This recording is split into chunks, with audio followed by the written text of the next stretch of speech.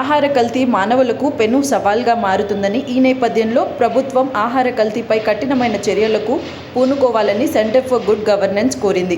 Somajiguda press క్లబ్లో ఏర్పాటు చేసిన విలేకరుల సమావేశంలో ఫోరం వ్యవస్థాపకులు పద్మనాభరెడ్డి మాట్లాడారు. అధిక లాభాల కోసం వ్యాపారులు ఆహార కల్తీకి పాల్పడుతున్నారని ఆవేదన వ్యక్తం చేశారు. ఆహార కల్తీ కారణంగా తక్షణమే మృత్యు బారిన పడకపోయినా నిదానంగా మానవుని కబలించి వేస్తుందని అన్నారు. ప్రస్తుతం కల్తీ లేని ఆహారం దొరకడం పెను సవాలుగా మారుతుందన్నారు. ఇటీవల ఫుడ్ పాయిజనింగ్ కారణంగా ఎంతో మంది విద్యార్థులు ఆసుపత్రి పాలన ఘటనలు చూస్తూనే ఉన్నామన్నారు.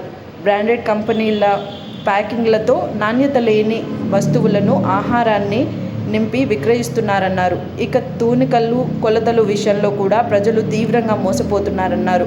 ఈ నేపథ్యంలో ప్రభుత్వం కఠినమైన చర్యలు తీసుకోవాల్సిన అవసరం ఉందన్నారు. ఎన్నికల సమయంలో పార్టీలు తమ మేనిఫెస్టోలో ప్రజలకు కలుషితం కాని ఆహారం అందిస్తామని చేర్చాల్సిన అవసరం ఉందని అన్నారు.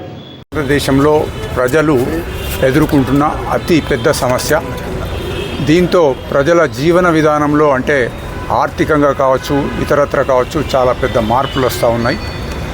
2006లో చట్టం వచ్చినా ఇది రెండు రకాలుగా పనిచేస్తుంది. ఒకటేమో కేంద్ర ప్రభుత్వం ద్వారా ఒకటి ఉంది. ఇక రాష్ట్రం లోపల ఫుడ్ సేఫ్టీ అధికారులు ఉన్నారు. వీళ్ళంతా కూడా మున్సిపాలిటీలో ఇతరత్ర దీంట్లో అర్బన్ ఏరియాస్లో పనిచేస్తున్నారు. ఆహార కల్తీ అన్నది అందరికీ తెలిసిన విషయం, అది కొత్త విషయం కాదు. అందరము కల్తీ ఆహారమే తింటున్నాము. ప్రభుత్వం కూడా చూస్తూ చూడనట్టుగా ఉంటుంది. ఇది దీని తీవ్రతను బట్టి ప్రజల లోపల ఒక అవగాహన కలగాలనే ఉద్దేశంతో ఫోరం ఫర్ గుడ్ గవర్నెన్స్ ఇవాళ ఈ ఆహార కల్తీ మీద ఒక ప్రెస్ మీట్ పెట్టడం జరిగింది.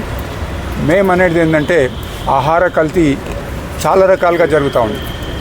ఒకటి సబ్ స్టాండర్డ్ ఫుడ్ సప్లై చేయడం అయితే, రెండవది మిస్ బ్రాండెడ్ అంటే ఏదో మంచి బ్రాండ్ ఉన్నటువంటి, ఉదాహరణకు ఒక సర్ఫ్ పౌడర్ ఉంటే అదే ప్యాకేజ్ మంచిగా చేసి దాంట్లో రకరకాలుగా పనికిరాని వస్తువులు వేయడం, ఇలా మిస్ బ్రాండెడ్. తర్వాత మూడవది ఏంటంటే ఫారిన్ మెటీరియల్. మనం చూస్తున్నాము చాలా మటుకు స్కూల్స్లలో, హాస్టల్స్లలో పిల్లలు భోంచేస్తుంటే రకరకాలుగా పురుగులు వస్తున్నాయని వాళ్ళు చెప్తా ఉన్నారు. ఈ మాదిరిగా జరుగుతున్నా కానీ పెద్దగా పట్టించుకోవడం లేదు. ఆహార కల్తీ అన్నది ఇన్స్టెంట్ డెత్ రాదు. ఆహారం ఇవాళ తినగానే ఏదో కొన్ని సందర్భాల్లో తప్ప స్లో పాయిజన్ ఇవాళ డాక్టర్లు కూడా చాలా చక్కగా చెప్పినారు. దీని మీద ప్రభుత్వం పెద్ద ఎత్తున చర్యలు తీసుకోవాలా. చట్టం ఉంది, అధికారులు ఉన్నారు, కానీ అనుకున్నంతగా పని జరగడం లేదు. మేము కోరేది ఏంటంటే ప్రభుత్వం దీన్ని ఒక సీరియస్ ఇష్యూగా, ప్రజలు కూడా దీన్ని ఒక ఎలక్షన్ ఇష్యూగా తీసుకోవాలా. పొలిటికల్ పార్టీస్ రకరకాల మేనిఫెస్టోస్ ఇస్తున్నాయి. ఏ పొలిటికల్ పార్టీ కూడా మేము ఆహార భద్రత చట్టాన్ని చక్కగా అమలు చేస్తాము, కల్తీ ఆహారం లేకుండా ప్రజలకు అందజేస్తామని ఏ పొలిటికల్ పార్టీ చెప్పడం లేదు. అంటే it is a non issue అయిపోయింది. కానీ ప్రజలకు ఇది ఒక పెద్ద ఇష్యూ. ఒక సర్వే ప్రకారంగా ప్రజలు తమ ఆదాయంలో 15 నుంచి 20% ఆరోగ్యానికి సంబంధించిన రోగాల బారి నుంచి పడకుండా రోగమస్తు తక్కువ చేయడానికే ఖర్చు పెడుతున్నారు. అంటే ఆహార భద్రత ఉండి ఆహారం సరి అయిన ఆహారం, కల్తీ లేనటువంటి ఆహారం దొరికినట్టయితే ముఖ్యంగా పేద ప్రజలకు ఇది చాలా బాగుంటుంది.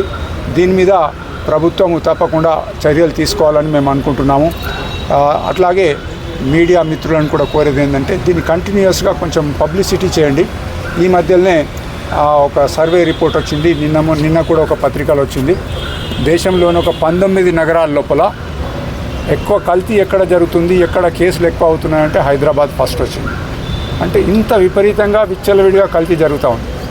కొన్ని ప్రాంతాల్లో అంటే సౌత్ ఆఫ్ హైదరాబాద్ లోపల చాలా కేసులు పడుతున్నారు, పోలీసు వాళ్ళు ప్రతిదినం పడుతూ ఉన్నారు. కానీ సరిగా దాన్ని ప్రాసిక్యూట్ చేయకపోవడం వల్ల వాళ్ళు తప్పించుకుంటున్నారు. భద్రతను ఇదే కాకుండా ఆహారం తయారు చేసిన ఆహారమే కాకుండా ఆహారాన్ని తయారు చేయడంలో అంటే ముఖ్యంగా పండ్లు మనం చూస్తున్నాం. ఒక అరటి చెట్టుకు గెల ఉంటే పైనుంచి అది మక్కుకుంటా వస్తుంది, సగం గెల మక్కితే ఇంకా సగం ఇంకా మక్కే స్టేజ్లో ఉంటుంది. అంటే మీద పసుపు రంగు ఉంటే కింద ఆకుపచ్చ రంగు ఉంటుంది. కానీ ఇప్పుడు మనకు మార్కెట్లో దొరికేటి ఏంటంటే ఆ గెల మక్కకు మొదలే ఒక డ్రమ్ములో కెమికల్స్ వేసి దానిలో ముంచి బయటకు తీస్తే అంత పసుపు రంగు చూడగానే కొనుక్కోవాలనిపించేంత పరిస్థితి ఉంది. అలాగే మామిడి పండ్లకు కూడా ఇది పండ్లను ట్రాన్స్పోర్ట్ చేసే ఇబ్బంది ఉంటుంది, ట్రాన్స్పోర్ట్ చేయలేరు కాబట్టి దూరకాయలు మక్కిన కాయలను తీసుకొచ్చి ఇక్కడ కెమికల్స్ వాడతారు, దాన్ని కార్బైడ్ వాడతారు. అది చాలా ప్రమాదకరం. అది హైకోర్టులో కూడా కేసులు పడ్డాయి. కార్బైడ్ వాడొద్దని, ఇంకా ఇతర రకాల నాన్ హార్మ్ఫుల్ మెటీరియల్ వాడాలని చెప్పి హైకోర్టు కూడా చెప్పింది. సో ఈ విధంగా ఆహారాన్ని తయారు చేయడంలో, ఆహారాన్ని వండిన తర్వాత సర్వ్ చేయడంలో ఈ యొక్క కేర్ తీసుకున్నట్టయితే బాగుంటుంది. ఆ మధ్యలో అంటే ఒక 2 years బ్యాక్ అనుకుంటాను, జిహెచ్ఎంసీ వాళ్ళు పెద్ద పెద్ద హోటళ్ళలోకి వెళ్ళినారు. వాళ్ళ కిచెన్ చెక్ చేసినప్పుడు అన్హైజెనిక్ కండిషన్స్ ఉన్నాయన్నారు, అంటే సరిగా లేదు కిచెన్ అని. దానికి ఒక 10-20 వేల ఫైన్ వేసిపోయినారు. ఆ పెద్ద హోటల్ రోజుకు ₹1 కోటి ఇన్కమ్ వచ్చే హోటల్లో 10,000 రూపాయలు ఫైన్ వేసినంత మాత్రాన వాళ్ళకి పెద్ద ఫరక్ పడదు. గట్టిగా ప్రాసిక్యూట్ చేసేటట్టుగా ఉండాలి. ఒక ఆహారం అనే కాదు, మోసం జరిగేది ఈవెన్ పెట్రోల్ బంకులలో కూడా. మనందరం పెట్రోల్ వాడతాము, ఏదో రిమోట్ చిప్ ఉంటుందట, దాన్ని బట్టి కంట్రోల్ చేసేసి 1 లీటర్ అంటే 1000 milliliters బదులుగా 950 milliliters ఇస్తూ ఉన్నారని. ఇలా మోసాలు చాలా జరుగుతూ ఉన్నాయి. ముఖ్యంగా గ్రీడీనెస్, అంటే ఈ వ్యాపారస్తులు అధిక లాభాలు కావాలని, తొందరగా రిచ్ కావాలని చెప్పేసి గ్రీడీనెస్ ఒకటి ఉంటే, రెండోది అధికారుల యొక్క అలసత్వం ఉంది, మూడోది ప్రజలకు కూడా అలసత్వం ఉంది. బయట ఫుడ్కు బాగా ఇష్టపడతా ఉన్నారు. మంచి ఫుడ్ తీసుకుంటే పర్వాలేదు, కానీ ఇప్పుడు గల్లీకి ఈటరీస్ వచ్చినాయి. రోడ్ పక్కనే ఒకటి కంచుడు పెట్టుకొని నూనె పోసి రెడీగా బజ్జీలు అటువంటి ఇస్తూ ఉన్నారు. వాళ్ళ జీవనాధారం ఓకే, కానీ వాళ్ళు వాడేటి వస్తువులు ఏంటి అన్నది దాని మీద చెక్ లేదు. 2 సార్లు 3 సార్లు వాడిన నూనెలు ఉంటే తప్పకుండా క్యాన్సర్ వచ్చే ప్రమాదం ఉన్నది. కాబట్టి ప్రభుత్వాన్ని, ప్రజలను ఫోరం ఫర్ గుడ్ గవర్నెన్స్ కోరేది ఏంటంటే, దయచేసి దీని మీద సీరియస్గా తీసుకోండి. రాజకీయ పార్టీలు కూడా ఎలక్షన్స్ లోపల మేనిఫెస్టోలో మేము ఎన్నికైతే ఆహార భద్రత, అంటే మంచి ఆహారాన్ని ఇవ్వడము, ఎటువంటి కలుషితం లేని ఆహారాన్ని ప్రజలకు ఇచ్చేటట్టుగా చూస్తామని చెప్తే బాగుంటుంది.